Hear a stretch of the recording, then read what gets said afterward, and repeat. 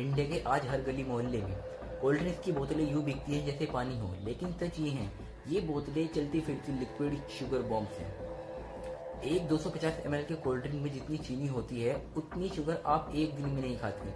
और दिक्कत सिर्फ चीनी नहीं, ये ड्रिंक इंसुलिन रेसिस्टेंस बढ़ाती है, लीवर में फैट जमा करती है और मेटाबॉलिज्म को सीधा स्लो पॉइजन मोड में भेज देती है। आज भारत में हर फोर्थ अडल्ट प्री डायबिटिक है, और अगर यही आदतें चलती रही तो आने वाले 10-15 सालों में इंडिया दुनिया का सबसे ज़्यादा डायबिटिक पेशेंट वाला देश कहेगा।